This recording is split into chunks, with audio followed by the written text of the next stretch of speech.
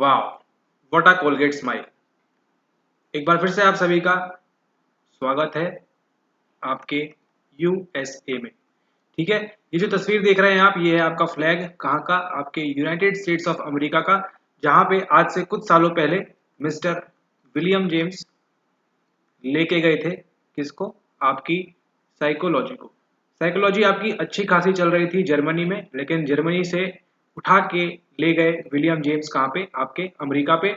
और उसी की बदौलत, उसी के नतीजे आज हमको पढ़ना पड़ा। क्या हमको पढ़ना पड़ा? पिछले वीडियो में प्रोजेक्ट हेड स्टार्ट के बारे में। खैर, एक अजीबोगरीब क्वेश्चन, लेकिन उससे पहले आगे बढ़ते हैं हम हमारे 5th पार्ट के अंदर, जो आप देख रहे हैं आज प्रश्न क्रमांक 51 के आगे। ये रहा आपके सामने प्रश्न, जो बहुत ही ज्यादा डोमिनेटिंग है। किसके अंतर? आपके बुद्धिज्म के अंदर। ठीक है, बुद्धिज्म से संबंधित अभी तक आपने 3 से 4 सवाल ऑलरेडी देख लिए हैं और अभी तक आप प्रश्न क्रमांक 50 तक ही पहुंचे हैं। चलिए देखते हैं यहाँ पे क्या बोल रहा है प्रश्न। बुद्धिज्म से संबंधित है, उतना डीप नहीं है, लेकिन थोड़ा सा अगर आप अपना जो विवेक लगाएं, थोड़ा सा अगर आप अपना माइंड लगाएं, थोड़े से आपके कॉर्टेक्स अगर बराबर से काम करा, आपके लोब्स बराबर काम करें आपके उन 3 घंटों में एग्जाम के, तो आप इस प्रश्न को बड़ी ही आसानी से थोड़ा सा जो है सॉल्व कर सकते हैं। चलिए देखते हैं यहाँ पे क्या बोलने का प्रयास कर रहे हैं। The basic aspects of the philosophy of early Buddhism fall into. ठीक है, आरंभिक बौद्ध धर्म के मूलभूत पक्ष निम्नलिखित के अंतर्गत आते हैं। ठीक है, कि जो दर्शन था, बौद्ध धर्म का जो दर्शन था, जो फिलोसफी है अर्ली बुद्धिज्म वाली, किसके अंतर्गत, कौन से उसके बेसिक एस्पेक्ट थे जिसपे उसकी नींव निर्धारित की गई? कुछ इस प्रकार का सवाल आपसे पूछना चाह रहे हैं यहाँ पे। ऑप्शंस देखिए। Theory of knowledge, theory of society, theory of reality and theory of perception. ज्ञान सिद्धांत, समाज सिद्धांत, यथार्थ सिद्धांत और प्रत्यक्षण सिद्धांत। ठीक है, यहाँ पे पूछ रहे हैं एडी दिया है, एबीसी दिया है, एसीडी दिया है, बीडी दिया है। ठीक है, वैसे देखा जाए तो प्रथम दृष्टया फर्स्ट साइट में ये जो सवाल है ये थोड़ा सा डिफिकल्ट प्रतीत होता है, क्योंकि इस प्रकार से बुद्धिज्म किसी ने नहीं पढ़ा होता है कि थ्योरी ऑफ नॉलेज क्या थी, थ्योरी ऑफ सोसाइटी, और किस प्रकार से आपका जो साइकोलॉजी है और मनोविज्ञान है उसका किस प्रकार से संबंध है। ठीक है, या फिर फिलोसफी ऑफ अर्ली बुद्धिज्म किस कौन से बेसिक एस्पेक्ट थे, इस प्रकार से शायद ही कोई पढ़ता है। तो यहाँ पे देखिए, थ्योरी ऑफ नॉलेज की बात कर रहे हैं, ज्ञान सिद्धांत की, समाज की बात कर रहे हैं, रियलिटी की और परसेप्शन की। तो आप याद करिए कि जब भी आपने बौद्ध धर्म के बारे में पढ़ा है, ठीक है, तो वहां पे वो जो है प्रत्यक्षण की, परसेप्शन की बात वो कभी नहीं करते हैं। ठीक है, कि हमको चीजों को कैसे प्रत्यक्षण उनका करना चाहिए, परसेप्शन किस प्रकार से होना चाहिए, इस प्रकार की हार्डली बात होती है। करते हैं बहुत बाद में, लेकिन अर्ली बुद्धिज्म की बात की है, मतलब जब बौद्ध धर्म की जब शुरुआत ही हो रही थी, ठीक है, तब की बात हो रही है यहाँ पे। तो देखिए उन्होंने ध्यान दिया कि पहले किसके ऊपर? ज्ञान के ऊपर, कि हमारे पास जो ज्ञान है वो सही से होना चाहिए, ज्ञान सिद्धांत की बात। ठीक है, थ्योरी ऑफ सोसाइटी, समाज में क्या होता है, ठीक है, समाज सिद्धांत। और थ्योरी ऑफ रियलिटी, हमको जो है रियलिटी को एक्सेप्ट करना है कि जीवन में क्या रहेगा, आपके दुख तो रहेगा, दुख रहेगा तो दुख के पीछे का कारण रहेगा। ठीक है, कारण रहेगा तो उसका निवारण रहेगा, और अगेन फिर इसी प्रकार से जो फिलोसफी है वो वाली। ठीक है, तो दुख वाला जो है रियलिटी यही बताती है। ठीक है, तो सी आपका होगा। ठीक है, तो रियलिटी वाला होगा, यथार्थ सिद्धांत भी होगा। लेकिन देखिए option number D, theory of perception, प्रत्यक्षण सिद्धांत की बात ये नहीं करते हैं कि कैसे आपको इसको परसीव करना है। ठीक है, तो थ्योरी ऑफ परसेप्शन यहाँ से एलिमिनेट हो जाएगा, यहाँ से हट जाएगा। ये 3 है, नॉलेज, सोसाइटी, रियलिटी। खैर इसके लिए एकदम ऐसा कुछ नॉलेज होना जरूरी नहीं है, बट थोड़ा सा आपको जो है अपना दिमाग चलाएंगे तो आप इसके करेक्ट आंसर तक पहुंच सकते हैं। करेक्ट आंसर क्या था इसका? केवल ए बी सी। ठीक है, तो और एनटीए ने भी इसी को ही करेक्ट आंसर बोला है। तो ये आपके आंसर की के अकॉर्डिंग सही आंसर क्या है? आपका option number A, B and C only. ठीक है, थ्योरी ऑफ नॉलेज की बात करता है अर्ली बुद्धिज्म, सोसाइटी की बात करता है, समाज की बात करता है। ठीक है, समाज में जो था बुद्धिज्म का निर्माण क्यों हुआ, बौद्ध धर्म आया क्यों। ठीक है, बौद्ध जो था धर्म बाद में बना है, पहले क्या था? पहले ये एक दर्शन था। ठीक है, दर्शन क्योंकि समाज में कुछ कुरीतियां थी, वो सब चीजें चल रही थी, इसलिए थ्योरी ऑफ सोसाइटी की बात करता है। रियलिटी की बात करता है कि जीवन में दुख तो रहेगा।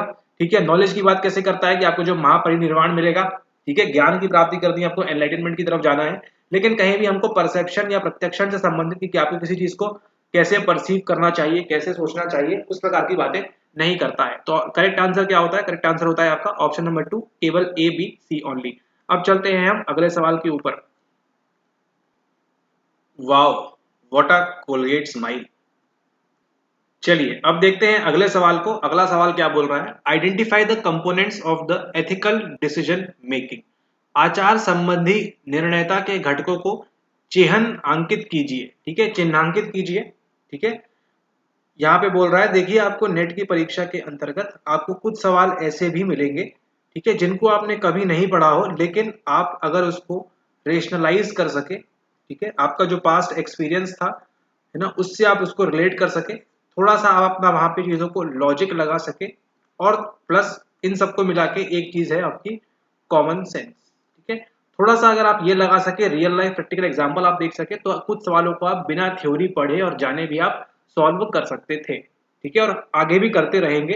थोड़ा सा अगर आप अपने आप को एक्टिव रखें, अगर आप घबराएंगे आप, ठीक है, घबराएंगे आप, तो क्या होगा, आपको ये दिक्कत होगी। इसलिए आपको घबराना नहीं है, आराम से बैठ के चीजों को लॉजिकली सोचेंगे तो आपको बन जाएगा, ठीक है। क्योंकि हर किसी को भी 100 के 100 सवाल नहीं आते हैं, ठीक है। सवाल कितने आते हैं, 50, मैक्स टू मैक्स 60 सवाल उनको क्लियर कट बनते हैं, 40 भी किसी केस में डिविएट होता है, लेकिन बाकी क्या करते हैं, वो अपना कॉमन सेंस, लॉजिक और बाकी चीजों को लगा के आंसर तक पहुंचा जाता है, ठीक है। तो इसको भी आपको धीरे धीरे पढ़ाई करते के साथ साथ इसको भी डेवलप करना है। चलिए, ज्ञान बहुत ज्यादा हो चुका है। एथिकल डिसीजन मेकिंग की बात करें, आचार संबंधी निर्णयता की बात करें, क्या दिया है एग्जाम्पल में, moral awareness, moral anxiety, moral intent, judgement and context, नैतिक जागरूकता, दुश्चिंता, आशय, निर्णय और संदर्भ, ठीक है। तो यहाँ पे बात कर रहे हैं वो एथिकल डिसीजन मेकिंग के बारे में कि उसके कौन कौन से कंपोनेंट होने चाहिए।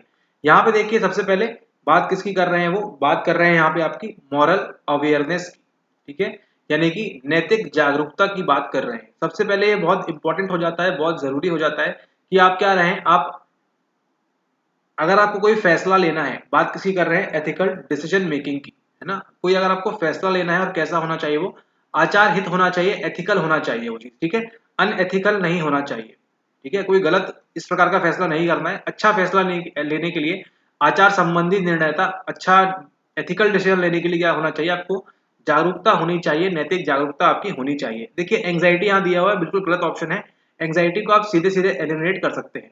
अगर आप एंग्जाइटी में रहेंगे, सिंपल सा समझिए, एथिकल को जाने दीजिए अभी फिलहाल के लिए, केवल इतना समझिए, अगर आप एंग्जाइटी में हैं तो क्या आप कोई भी डिसीजन ले सकते हैं क्या, इतना बताइए केवल, कि अगर आप एंग्जाइटी में हैं, दुश्चिंता में हैं, तो क्या कोई भी आप डिसीजन ले सकते हैं क्या, है ना, नहीं ले सकते आप। और लेंगे भी तो हमेशा कैसा होगा, वो गलत ही होगा, और गलत होगा इन द सेंस कैसा होगा, वो अनएथिकल होगा।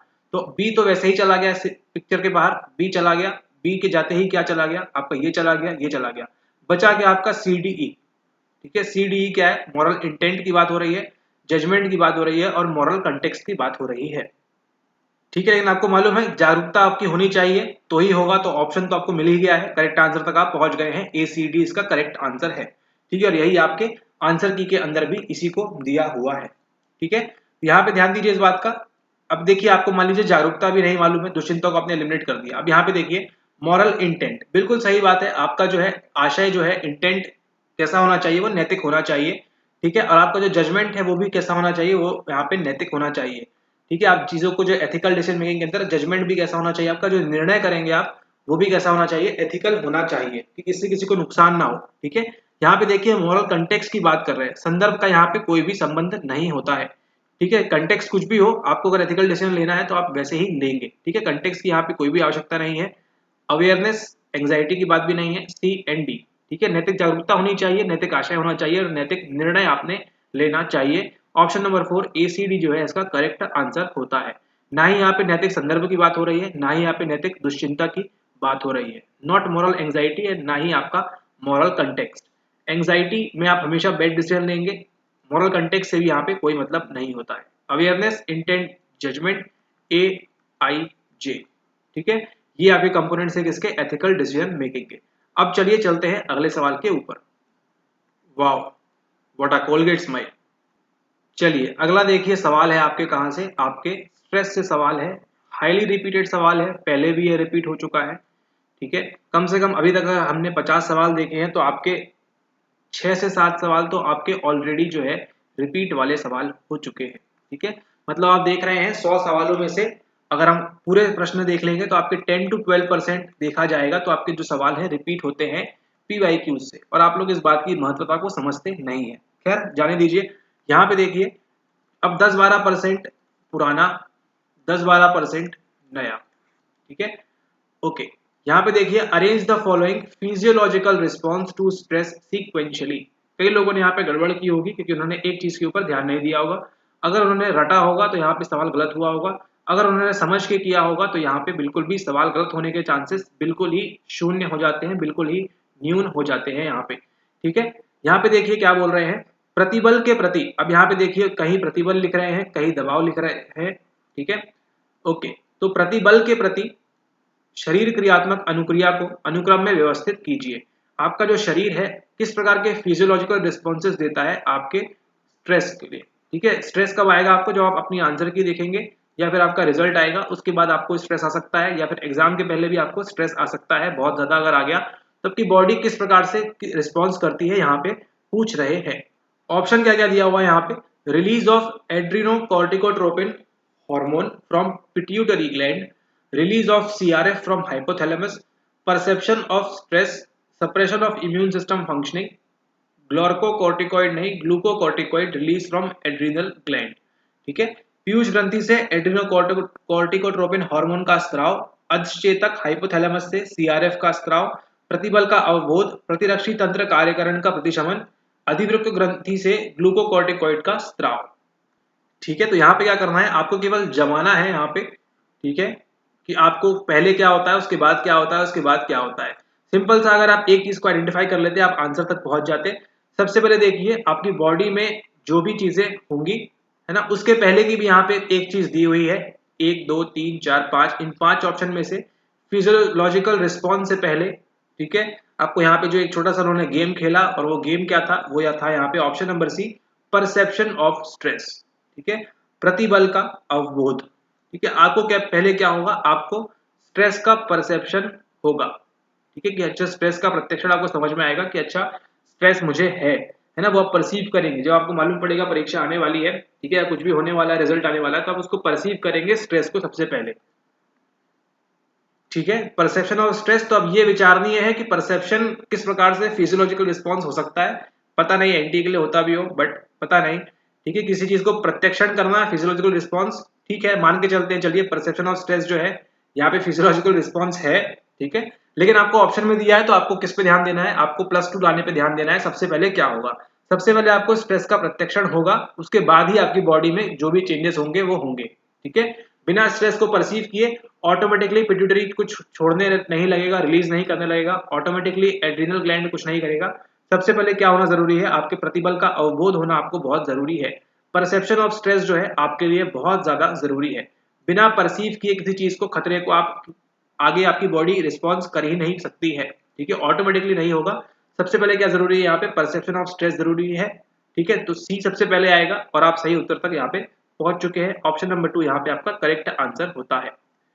ठीक है, यहाँ पे देखिए CBAED, परसेप्शन ऑफ स्ट्रेस के बाद अगली जो प्रक्रिया आती है वो क्या होती है, release of CRF from hypothalamus. ठीक है, आपका जो हाइपोथैलेमस होता है, अधिचेतक होता है जो आपका, अधिचेतक से CRF का स्त्राव, वहां से क्या निकलता है, वहां से निकलता है CRF यानी कि कॉर्टिकोट्रोपिन रिलीजिंग फैक्टर।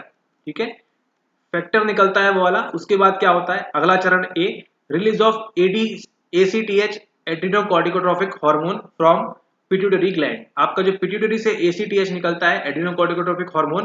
ठीक है, वो सेकंड स्टेप में आता है, फर्स्ट में आता है। उसके बाद क्या बोल रहे हैं यहाँ पे, ई ऑप्शन दिया है। ई में देखिए glucocorticoid release from adrenal gland. आपका जो एड्रिनल ग्लैंड है वहां से क्या निकलता है, आपके ग्लूकोकॉर्टिकॉइड निकलता है नीचे आपके पेट के पास से, वहां से।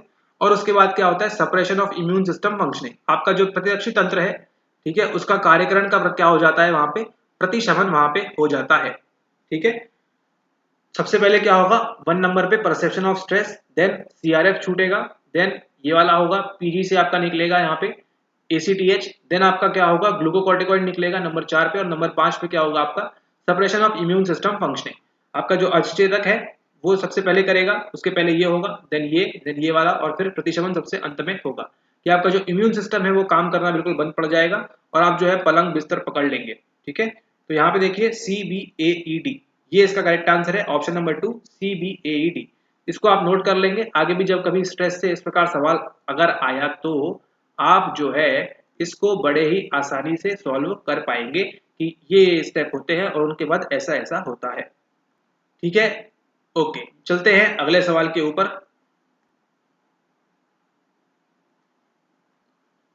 तो अभी जो फोटो देखने के बाद आपके कानों ने, आपके ईयर ने जो किया, उसी को हम क्या कहते हैं, उसी को हम कहते हैं कंडीशन रिस्पॉन्स। वो फोटो, वो स्टिमुलस देखने के बाद ऑलरेडी आपके कान अलर्ट हो गए, खड़े हो गए कि आपको लगा कि अब वहां से कोई वॉइस आने वाली है। ठीक है, इसी को कहते हैं हम कंडीशन रिस्पॉन्स, अनुबंधित प्रतिक्रिया। ठीक है, लेकिन वहां पे क्या हो गया, उसका एक्सटिंक्शन हो चुका है। चलिए, तो फिर व्हाट अ ब्यूटीफुल स्माइल, चलते हैं आगे। In late adulthood retirement from job follows specific stages as पर एचली 1982। 1982 में एचली ने बोला कि जो है आपका जॉब रिटायरमेंट अगर आपकी हो गई जॉब के बाद से, ठीक है, लेट एडल्टहुड में, तो उसके बाद क्या करना चाहते हैं। तो यहाँ पे ऑप्शन दिए हैं आपको, हनीमून, विमोहन, पैसे के लिए निवेदन करना, पुनर्भिमुखीकरण, सामाजिक निवर्तन। Honeymoon, disenchantment, craving for money, reorientation, social withdrawal. तो यहाँ पे देखिए कई सारे लोगों ने सवाल गलत किया होगा इस शब्द को देख के। हनीमून वाला जो शब्द है क्यों गलत हुआ है, इसकी वजह क्या है, एक मुख्य वजह, इसकी बड़ी वजह ये हो सकती है, वो क्या है, वो यहाँ पे है सेटिंग। ठीक है, आप कौन सी सेटिंग में है, आप ईस्टर्न सेटिंग में है, इसलिए भी बोलते हैं साइकोलॉजी जो है वेस्ट से ईस्ट में इतनी आसानी से नहीं आ पा रही है। क्यों, सेटिंग की बात कर रहे हैं यहाँ पे। ठीक है, जो हम कल्चर फेयर टेस्ट वगैरह निकालते हैं इसी वजह से निकालते हैं। ये बात हो रही है कौन से सेटिंग की, ये बात हो रही है आपके वेस्टर्न सेटिंग की। ठीक है, वेस्टर्न सेटिंग में ये जो इन्होंने आंसर दिया है, ठीक है, वो हो सकता है यहाँ पे वेस्टर्न सेटिंग में, लेकिन ईस्टर्न सेटिंग में यहाँ पे in late adulthood retirement from job. ठीक है, अगर आप जॉब से रिटायरमेंट हो जाता है तो आपकी मान के चलते हैं इंडिया में अप्रोक्सीमेटली एज आपकी 60 प्लस हो जाती है, किसी किसी केसेस में 55 प्लस और 50 प्लस भी मान सकते हैं, या कोई जल्दी रिटायर भी कर रहा है तो 45 प्लस भी हो जाता है। ठीक है, और उसके बाद फिर आप जानते ही हैं ये जो सिनेरियो है, ये यहाँ से इंडियन सेटिंग की बात करें हम यहाँ पे, अगर भारतीय संस्कृति और उसकी बात करें, इस कल्चर की, ऐसा नहीं बोलना चाहिए, बट ईस्टर्न सेटिंग की बात करें तो यहाँ पे आपकी जो हनीमून वाला सिस्टम है ये आपका आउट हो जाता है। ठीक है, इसलिए कई सारे लोगों ने इसको अलग करके, जो भी ऑप्शन थे, जैसे ही इन्होंने एक को अलग किया, उनके पास दो ऑप्शन बचते हैं, इसको मार्क किया होगा एंड देन उनका आंसर यहाँ पे गलत हो गया। ठीक है, तो कोई दिक्कत की बात नहीं है। एज पर एचली, इसलिए यहाँ लिखा हुआ है एज पर एचली 1982, उनके अनुसार क्या क्या है वहां पे, हनीमून है आपका। ठीक है, देन आपका डिसएंचेंटमेंट है, विमोहन हो जाता है आपका, और क्या हो जाता है वहां पे आपका, आपका रीओरिएंटेशन, डी आपका पुनर्भिमुखीकरण। ठीक है, तो retirement from job follows specific stages, क्या क्या स्टेज होती है वो आपकी हनीमून की है, डिसएंचेंटमेंट की है एंड रीओरिएंटेशन की है। Option number 4 A B D C यहाँ पे सही होता है। ठीक है, ए बी डी यहाँ पे सही होता है। ए हनीमून, विमोहन और आपका पुनर्विमुखीकरण। अब देखिए, पैसे के लिए निवेदन करना और आपका सामाजिक निवर्तन, ये दोनों नहीं होता है एज पर एचली। कब बोल रहे हैं, इन लेट एडल्टहुड। ठीक है, चलिए कोई बात नहीं, एक अजीबोगरीब सवाल, एक और सही, एबीडी। आगे ध्यान रखें, अगर फिर से एचली के ऊपर सवाल पूछते हैं और इस प्रकार से दिया है तो आपको एबीडी के साथ जाना है, आपको ऑप्शन देना है वेस्टर्न सेटिंग के अनुसार। ठीक है, क्योंकि आपको जो पेपर सेट किया गया है वेस्टर्न सेटिंग के अनुसार सेट किया गया है। ठीक है, +2 आपको चाहिए तो उसके लिए आप एबीडी पे मार्क करें, यहाँ पे आगे आपको इसके 2 नंबर मिलेंगे। ठीक है, चलिए चलते हैं अगले सवाल की ओर। अगला सवाल देखिए यहाँ पे, what would be the correct order of the steps involve in pro social behaviour. समाज हितैषी व्यवहार में अंतर्ग्रस्त चरणों का सही क्रम क्या होगा। Accept the responsibility for helping, noticing something unusual, decision about position of required knowledge और skills, interpreting the event as an emergency, deciding to actually help. ठीक है, तो आपका आंसर क्या है, यहाँ पे कई बार रिपीट होता है, आंसर है यहाँ पे आपका option number 2 B D A C E. ठीक है, सबसे पहले आप क्या करेंगे, कोई असामान्य चीज देखेंगे, उसके बाद घटना को आपातकाल के रूप में व्याख्या करेंगे उसकी। ठीक है, देन आपका सहायता के लिए दायित्व स्वीकार करेंगे आप। उसके बाद अपेक्षित घटना के लिए ज्ञान अथवा कौशल प्राप्त करने के बारे में निर्णय। ठीक है, और उसके बाद वस्तुतः सहायता प्रदान करने का अभिनिश्चय करना, डिसाइडिंग टू एक्चुअली हेल्प। ठीक है, तो ये हो गया आपका करेक्ट ऑर्डर। बी आएगा सबसे फर्स्ट, देन आएगा आपका डी, देन आएगा आपका ए, देन सी एंड फिर अंत में ई। ये आपका एक और देखिए रिपीटेड सवाल, इसी वीडियो के अंदर हमने 2 रिपीटेड सवाल देख लिए। ठीक है, ओके, चलिए अब मूव करते हैं अगले सवाल की ओर। यहाँ पे देखिए अगला सवाल, विच of the following is not a Meta cognitive activity. कितना ही आसान सा सवाल था ये, लेकिन बस वही है कि आपको क्या लगाना है, थोड़ा सा अपना जो है कॉमन सेंस अगर आप लगाएंगे तो आपको ये बन जाएगा। ठीक है, निम्नांकित में से क्या संज्ञानात्मक कार्यकलाप नहीं है। ठीक है, अच्छा, कार्यकलाप एक्टिविटी, कभी कभी एक्टिविटी क्रिया हो जाती है, कभी कभी कार्यकलाप हो जाता है, और संज्ञानात्मक आपका मेटाकॉग्निटिव हो गया है आज। ठीक है, ओके, तो यहाँ तो बहुत बुरी हालत होके रखी है, यहाँ पे देखिए मेटाकॉग्निटिव और संज्ञानात्मक। तो अगर यहाँ पे कॉग्निटिव लिखा होता तो भी सवाल सेम है, संज्ञानात्मक हिंदी के लिए, ठीक है, लेकिन खैर जाने दीजिए, अभी दिसंबर आने दीजिए। Wondering how one could have been mistaken, reflecting on our own thinking process, theory of mind, communicating one's present postal address। ठीक है, इस तथ्य पर आश्चर्यचकित होना कि किसी व्यक्ति को कैसे गलत समझा गया, अपने स्वयं की चिंतन प्रक्रिया पर चिंतन, मनस सिद्धांत, अपने वर्तमान डाक का पता संप्रेषित करना। ठीक है, यहाँ पे बात कर रहे हैं किसकी, मेटा कॉग्निटिव एक्टिविटी। आपने पढ़ के रखा है ऑलरेडी मेटा कॉग्निशन के बारे में, क्या क्या उसके अंदर स्टेप्स होते हैं उसके बारे में।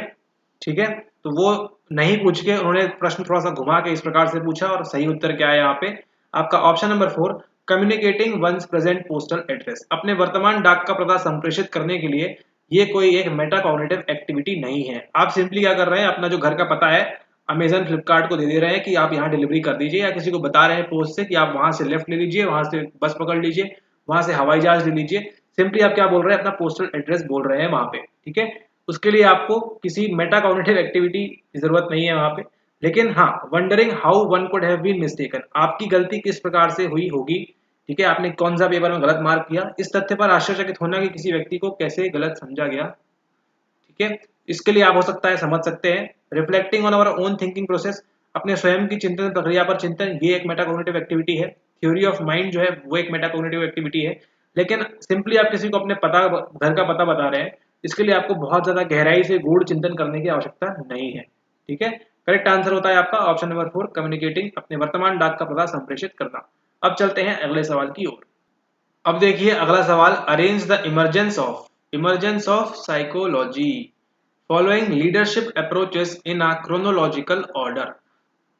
कालक्रम अनुसार व्यवस्थित कीजिए, मतलब पहले कौन आया, फिर कौन आया, फिर कौन आया, फिर कौन आया। ठीक है, पहले कौन, बाद में कौन, बाद में कौन, बाद में कौन।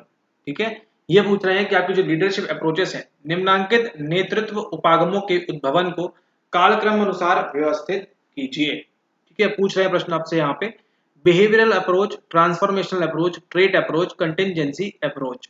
ठीक है, व्यवहारात्मक उपागम, रूपांतरकारी उपागम, शीलगुण उपागम एंड आपका आकस्मिकता उपागम। ठीक है, मान के चलते हैं आपको लीडरशिप अप्रोचेस के बारे में कुछ नहीं मालूम है। ठीक है, परीक्षा में देखिए आपको ये सब करना होगा, आपको वहां पे +2 नंबर चाहिए है। आप वहां पे कि आपने ये नहीं पढ़ा, आपने ही हा हा हु करके आप वहां पे शांति से नहीं बैठे रह सकते। आपको साम दाम दंड भेद जोड़ तोड़ करके आपको +2 नंबर लाने हैं।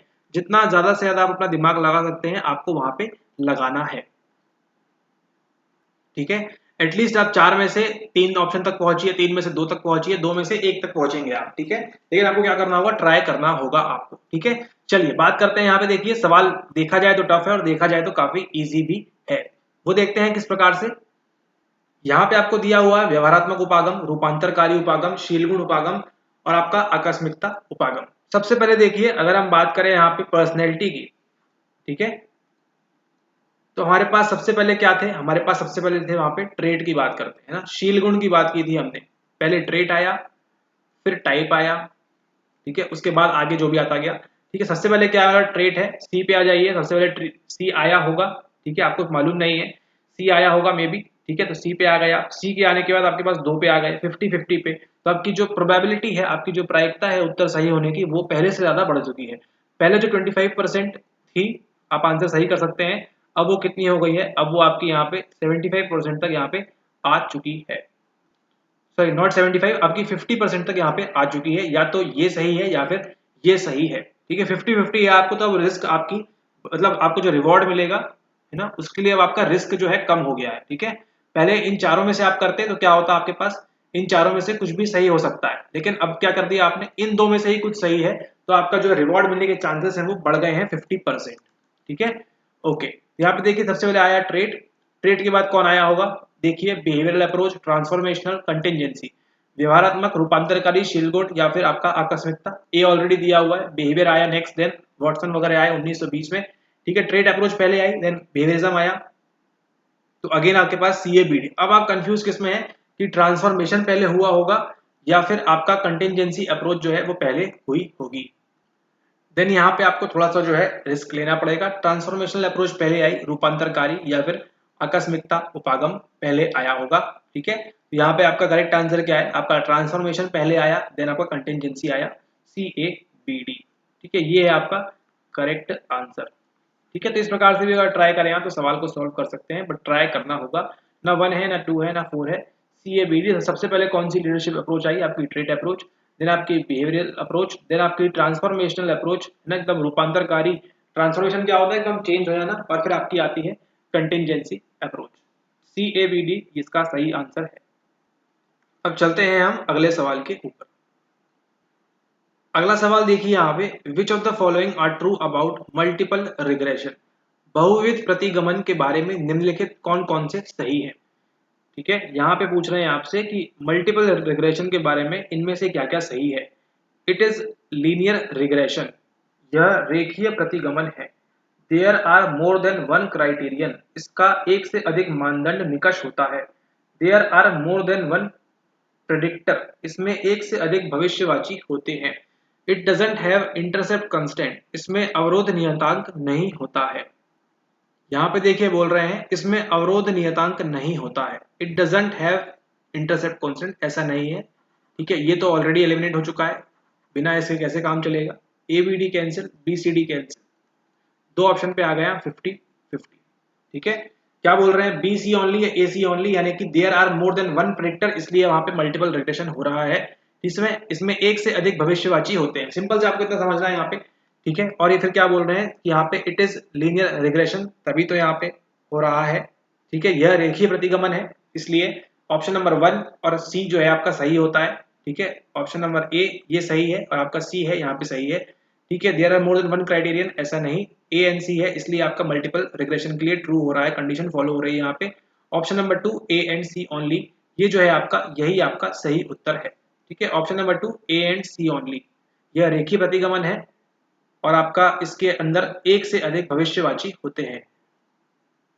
ये दोनों इसका करेक्ट आंसर है, ऑप्शन नंबर 2। ठीक है, अब चलते हैं अगले सवाल के ऊपर। ये देखिए अगला सवाल, हे भगवान, 1 2 3, 3 सवाल यहाँ पे रिपीट हो गए अभी के अभी इसी वीडियो में आपके PYQ से। खैर ठीक है, यहाँ पे देखिए, a specific brain region can be destroyed by some of the following methods, choose the correct answer.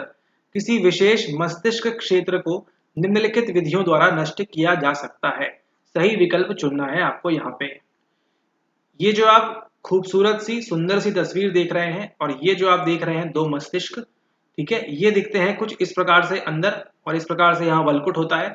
इसमें आपके ब्रेन के अंदर कई कई सारे रीजन होते हैं, रीजन होते हैं, नॉट रीजन, रीजन होते हैं, कई सारे क्षेत्र होते हैं, जिनको हम क्या कर सकते हैं, किसी किसी विधियों की मदद से उनको हम डिफ्यूज कर सकते हैं वहां से।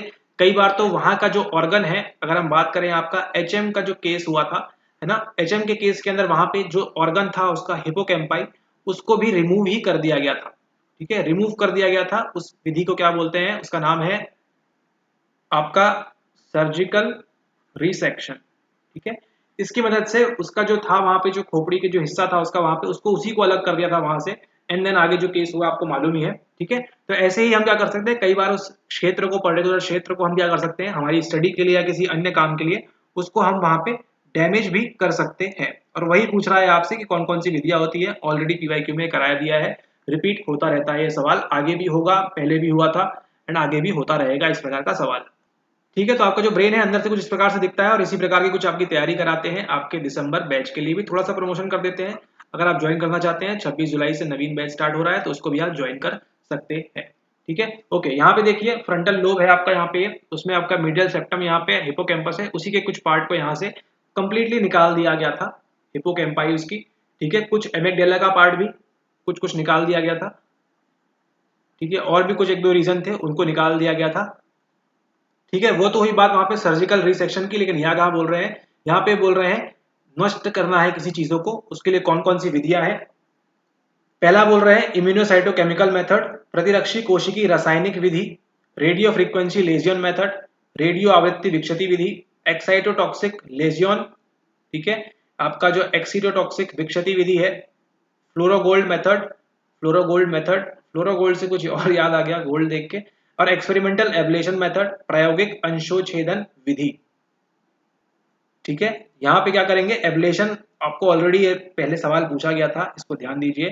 ठीक है, राइट आंसर क्या है यहाँ पे, बी है। रेडियो फ्रीक्वेंसी की मदद से आप इसको छेद कर सकते हैं, मतलब आप उसको डिस्ट्रॉय कर सकते हैं। करंट इतना जोर से दे देते हैं वहां पे वो जो चीज है, वो एरिया है, वो डिस्ट्रॉय हो जाता है, डैमेज हो जाता है। देन आपके एक्साइटोटॉक्सिक लेजन मेथड भी होती है, सेम चीज काम करती है आपकी, बी सी। और फिर आपका फ्लोरोगोल्ड मेथड कुछ नहीं होता, एंड आपका एक्सपेरिमेंटल एब्लेशन मेथड की मदद से प्रायोगिक अंशोछेदन विधि, एक्साइटोटॉक्सिक विक्षति विधि और आपकी रेडियो आवृत्ति विक्षति विधि, बी सी और ई की मदद से क्या करते हैं, हम आपकी ब्रेन के किसी क्षेत्र को हम वहां पे उसको डैमेज कर सकते हैं। ठीक है, ये लास्ट आपके मार्च 2023 में पूछा गया था, एंड यहाँ पे उसको रिपीट कर दिया है। ठीक है, ये आपका करेक्ट आंसर होगा, option number 1, B C and E only. चलिए एक और सवाल, अगला 4 नंबर का सवाल, रिपीटेड। ठीक है, रिपीट हो रहे हैं सवाल, आगे भी होते रहेंगे, आप समझिए इस बात की महत्वपूर्णता को। 10-12%, 4 तो इसी में मिल गए आपको, 1-2 पहले और हो गए थे, 6-7-8 तो यही हो गए। ठीक है, कई सारे सवाल जो है रिपीट होते हैं, बस आपको उसको सेम टू सेम रिपीट नहीं होगा। SDT, self determination theory of Deci and Ryan focused on following basic needs to explain well-being। Deci और रयान का आत्म निर्धारण सिद्धांत कल्याण की व्याख्या करने के लिए निम्नलिखित मूलभूत आवश्यकताओं पर केंद्रित है। ठीक है, choose the most appropriate answer for the options, creativity, engagement, competence, relatedness, autonomy. बड़ा ही सिंपल सा इसका आंसर है option number 2, C T and E. बताया था ए आर सी या ए सी आर, कैसे भी आपको याद रखना है, आर ए सी से बताया था, टिकट कंफर्म वाला। ठीक है, कॉम्पिटेंस की बात होती है, रिलेटेडनेस की बात होती है, एंड आपके ऑटोनॉमी की बात होती है रियान एंड डेसी के द्वारा।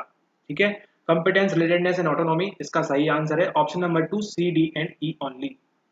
यहाँ पे देखिए सी डी ई, सक्षमता, संबंधता, संबद्धता एंड आपकी स्वायत्तता, ये जो है कॉम्पिटेंस, रिलेटेडनेस एंड ऑटोनॉमी, इसका आंसर है सी आर ए। ठीक है, ऑप्शन नंबर 2 करेक्ट आंसर है। ठीक है, तो इसी के साथ ये वीडियो यहाँ पे समाप्त होता है, आपका पार्ट नंबर 5। इसमें हमने कई सारे सवाल देखे, और पार्ट नंबर 5 के अंदर ही हमने देखा लगभग 4 सवाल जो आपके PYQ से रिपीट हुए थे। अगर आप सीरियसली पढ़ाई कर रहे हैं तो आपके चारों के चारों सही हुए होंगे, थोड़ा सा गड़बड़ कर रहे हैं तो 3 सवाल, और बिल्कुल नहीं पढ़ रहे हैं तो आपके 2 से भी कम सवाल सही होंगे। ठीक है, ओके, तो इसी तरह ध्यान दीजिए, हमारे जो PYQ सीरीज चल रही है उसके सभी वीडियोस देखते रहिए। 2021 का बहुत बढ़िया से हुआ है, 2023 का बहुत अच्छे से हो रहा है, 2022 का भी किया हुआ है, 19 का भी किया हुआ है, तो उनको जाके आप देखिए। अगर आप बुक्स वगैरह की तलाश में है तो बुक्स वगैरह की तलाश से अच्छा है इन सब वीडियोस को देखिए, तो आपके ज़्यादा फायदेमंद करेगा। और अगर और ज़्यादा फायदा चाहते हैं तो आप ज्वाइन कर सकते हैं हमारे कोर्स के अंदर। ठीक है, थोड़ा सा प्रमोशन बनता है वीडियो के अंत में। ठीक है, ओके, तो इसी के साथ वीडियो को समाप्त करते हैं यहाँ पे, और मिलते हैं आपसे पार्ट नंबर 6 के अंदर। What a beautiful smile.